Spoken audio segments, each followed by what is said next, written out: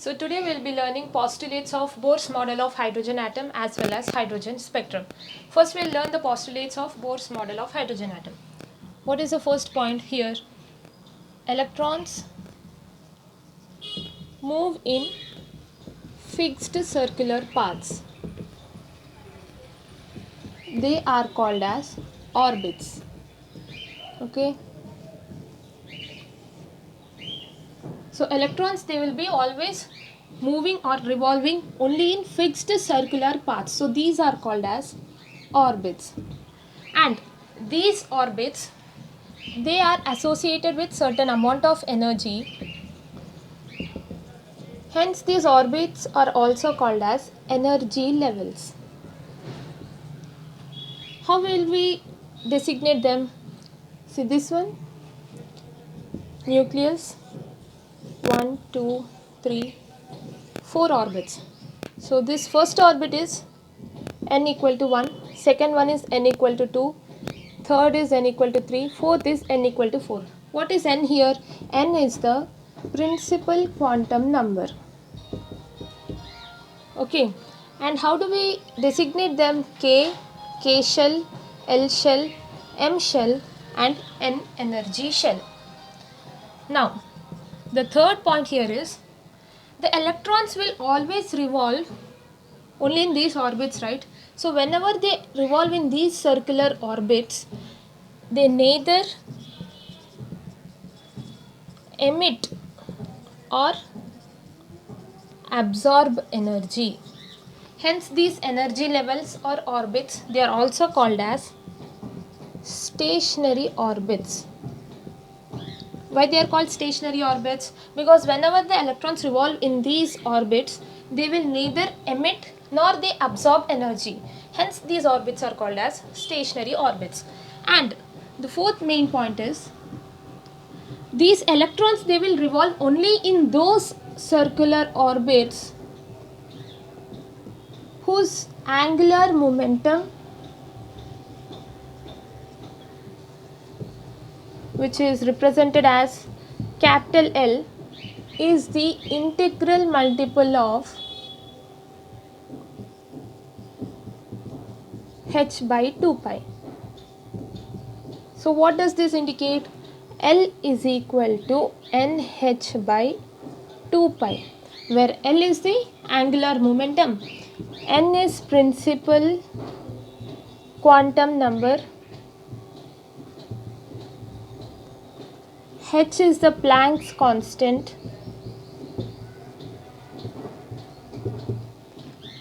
where h is equal to 6.625 into 10 power minus 34 joule second. It can also be written as 6.625 into 10 power minus 34 kg meter square per second. And when we convert these joules into ergs, 1 erg is equal to 10 power minus 7 joules. So, which will be equal to 6.625 into 10 power minus 27 erg second. Okay. And how do we determine the energy of these orbits? See, whenever, the fifth point is, whenever an electron jumps from lower orbit to higher orbit, it will absorb energy, because it requires energy to move from lower orbit to higher orbit. It will absorb energy. And when an electron drops from higher orbit to lower orbit, it emits energy, it releases energy. So how can we know the absorbed or emitted energy? Delta E is equal to E2 minus E1, which is equal to h nu, where delta E is the difference in energy, E2 is the energy of higher orbit, E1, I'll write here. E1 is the energy of lower orbit. H is Planck's constant, whose value is equal to 6.625 into 10 power minus 34 joule second. And nu is this is nu, nu is the frequency of radiation. And from this equation, how can we write the frequency of radiation? See, delta E is equal to E2 minus E1, which is equal to h nu. We have to write the frequency. How will we write the frequency? Nu is equal to, we have to shift this h to the denominator. Delta E by h, which is equal to E2 minus E1 by h. This is how we will be calculating the frequency of any radiation. And we should also note that the sixth point it will be, as n value, n is principal quantum number, as n value increases, the size and energy of orbit also increases. Okay. See, if n is equal to 1, the size of the orbit is this much. When n is equal to 2, the size of the orbit, it increased. So we can know that by calculating the radius of the orbit. So they are saying that whenever n value increases, the size of the orbit as well as energy of the orbit both increases. Okay. So we have seen that angular momentum is equal to nh by 2 pi. Okay. Let us consider this as the first equation. Now we also know that angular momentum is equal to moment of inertia into angular velocity. We know that moment of inertia I is equal to m into r square. M is the mass of electron, r is the radius of orbit. And angular velocity, which is denoted by omega, is equal to linear velocity v by radius of orbit. When we substitute these values in this equation, L is equal to I is mr square, m into r square, into omega is v by r. And when we cancel these both, we will be getting L is equal to mvr. This is the second equation. So from 1 and 2 equations, what can we conclude? mvr is equal to nh by 2 pi, where m is mass of electron, v is velocity of the electron, r is radius of the orbit, n is principal quantum number, h is Planck's constant. So this is it for postulates of Bohr's model of hydrogen atom. Now we will be seeing hydrogen spectrum. Okay, hydrogen spectrum, it is an example of line emission spectrum. What is line emission spectrum? When radiation is obtained from atom or atomic species, when those radiations are obtained from an atom or atomic species, when they are analyzed, the spectrum we get is called as line emission spectrum. Okay, now we all know that hydrogen has only one electron. So the radiation emitted by that hydrogen atom, when we analyze it, the spectrum we get is called as hydrogen spectrum. Okay, now the second point here is, as hydrogen has only one electron, the spectrum we get is a very simple spectrum.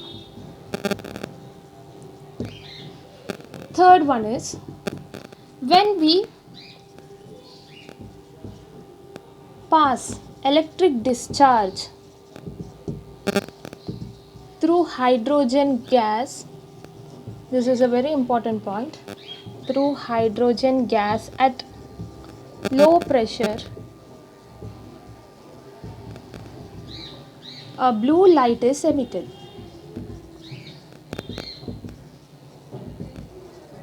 Okay. When we pass electric discharge through hydrogen gas at low pressure, blue light is emitted. The color of the light will be blue. And when hydrogen gas is subjected through this electric discharge, what happens? The electron jumps from lower orbit to higher orbit. So when an electron jumps from lower orbit to higher orbit, the electron is in its excited state. Okay, whenever it jumps from lower orbit to higher orbit, it will absorb energy, and the state at which the electron stays is excited state. Now what happens? The electron will not be in this excited state for a very long period. Only for a small interval of time it will exist in this excited state, and again that electron will come back to its ground state. Okay. So when it comes back to its ground state, it will emit energy. So that energy is in the form of radiations, and when we analyze these radiations, the spectrum we get is called as hydrogen spectrum. Okay. Now, see in this point again, when an electron jumps from lower to higher orbit, the electron is in its excited state, and after some time it will come back to its ground state. So from excited state to ground state, the electron can come in direct step or it can come through indirect steps. So what is direct step and indirect step? If, let us take an example, if there was an electron which was in the first orbit, okay, and it jumped to fourth orbit. Here it is in its excited state. Now from fourth orbit, the electron will jump to its ground state. If it will jump directly to the first orbit, 4 to 1, this is direct step. And if the electron, if it will jump from 4 to 3 to 2 and to 1, this is indirect step. And if the electron which is in the fourth orbit, if it will jump to the third, and from third it will jump to the first orbit, this is also considered as indirect step. And if an electron which is in fourth orbit, if it jumps to second and then to first, even that is considered as indirect step. Okay. So whenever it will jump from higher orbit to lower orbit, it will emit energy in the form of radiations, and when these radiations which were emitted by the hydrogen atom, when they are analyzed, the spectrum we get is called as hydrogen spectrum. So we have seen that electron, when it will jump from its higher orbit to lower orbit, it will emit energy in the form of radiations, and when these radiations are analyzed, the spectrum we get is called as hydrogen spectrum. So the radiations are in the form of lines. Okay, they causes lines in the hydrogen spectrum. So these lines are of 5 different series. First one is the Lyman series, Balmer series, Paschen series, Brackett series, and Fund series. So these are the 5 different types of series. So now we will be seeing the different types of series here. First is the Lyman series. What is Lyman series? When an electron jumps from any higher orbit, it can be 8, 7, 6, 5, 4, 3, 2. So when an electron jumps from any higher orbit to the first orbit in the UV region, okay, the series we get is called as Lyman series. So n here is the principal quantum number. The principal quantum number for the first orbit is 1, then 2, 3, 4, 5, 6, and it goes on. So what will be the n1 here? n1 is the principal quantum number of lower orbit. n2 is the principal quantum number of the higher orbit. So in Lyman series, n1 is equal to 1 because electron jumps from any higher orbit to the first orbit, and n2 can be 2, 3, 4, 5, so on. Now, Balmer series. What is Balmer series? When an electron jumps from any higher orbit to the second orbit in the visible region, the series we get is called as Balmer series. And for Balmer series, N1 is what? Which will be the lower orbit here in Balmer series? N is equal to 2. So we have to write that N1 is equal to 2 here. Lower orbit will be 2 and higher orbits can be 3, 4, 5, 6 and so on. Okay. So if we take one transition here, let us take this one in Lyman. So n equal to 2 will be acting as the higher orbit, n equal to 1 will be acting as the lower orbit. In Balmer series, let us take this one, second transition here. So here the electron is jumping from fourth orbit to second orbit. In Balmer series, all the electrons will jump from the higher orbit to the second orbit itself. So second orbit will be acting as the lower orbit and all these will be acting as the higher orbits. And in this second transition, what will happen? Here N2 is equal to 4 and N1 is equal to 2. Okay, in Balmer series N1 is equal to 2, N2 will be, N2 it can be 3, 4, 5, 6, 7, 8, so on. And third one is the Paschen series. Here, when an electron jumps from any higher orbits to the third orbit, the series we get is called as Paschen series and it will be found in near IR region. Here N1 will be 3, okay, because on the third orbit all these transitions are coming and they are settling here. So N1 will be 3, N2 can be 4, 5, 6, 7, any higher orbits. Now fourth series is the bracket series. When an electron jumps from any higher orbits and when an electron jumps from any higher orbits to the fourth orbit, the series we get is called as bracket series and this will be formed in middle IR region. And in bracket series, N1 will be 4, N2 can be 5, 6, 7, 8, so on. Same in fund series, what happens? When an electron jumps from any higher orbit to the fifth orbit, the series we get is called as fund series. It is seen in far IR region where N1 will be equal to 5, N2 can be 6, 7, 8, 9, so on. Okay. So we have seen that electron, when it will jump from higher orbit to lower orbit, it will emit energy, it will release energy in the form of radiations. So these radiations, they will be of particular wavelength. When they are analyzed, wavelength is denoted as lambda. So when they are analyzed, the spectrum we get is called as hydrogen spectrum. And to calculate the wavelength of this radiation, we have to use the Rydberg's equation. Okay.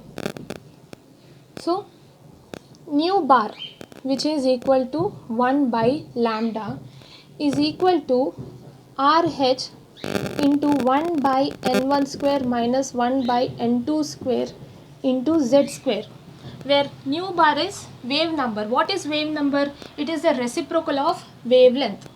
Okay, nu bar is wave number, lambda is wavelength, RH is the Rydberg's constant. RH is Rydberg's constant, which is equal to 109678 centimeter inverse. And N1 here is, we know, lower orbit, N2 is higher orbit, and Z is the atomic number.